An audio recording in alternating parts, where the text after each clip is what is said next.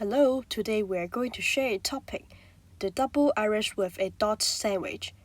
Let's see how multinational corporations earn more profits but pay fewer taxes in Ireland.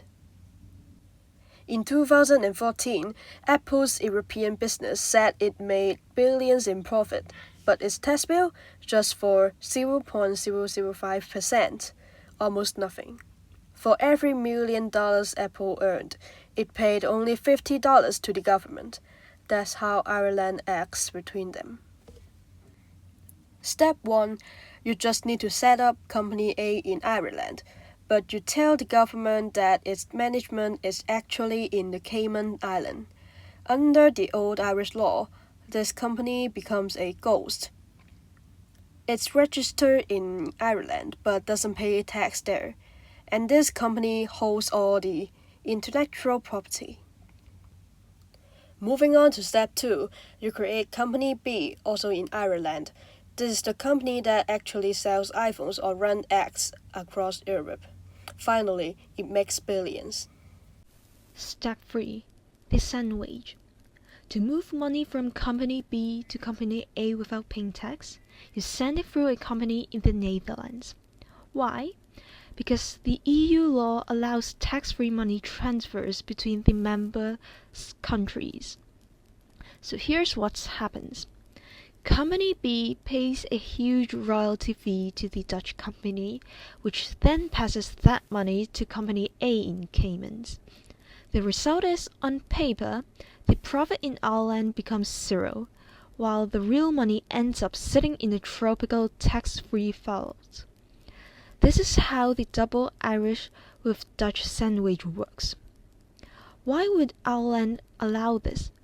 If they had forced Apple or Google to pay the full 20.5% of tax, wouldn't Ireland be the richest country on earth? Not really. Ireland knew that if they raised taxes, those companies would just leave. So instead, they used low taxes as a way to boost the economy from the supply side, a supply-side stimulus.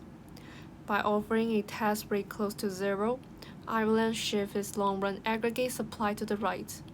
Here's what that means in plain terms. First, capital inflow. Big tech and pharma companies built huge headquarters in Dublin. This wasn't just money on paper. It was real buildings, real infrastructure, and high-tech equipment. Capital inflow in Ireland increases. Both the capital and financial accounts and the overall balance of payments improves. Also, in labor productivity. These companies brought in the best talent from across Europe, so Ireland's ability to produce goods and services is why grew a lot.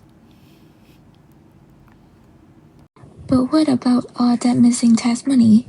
Let's look at aggregate demand.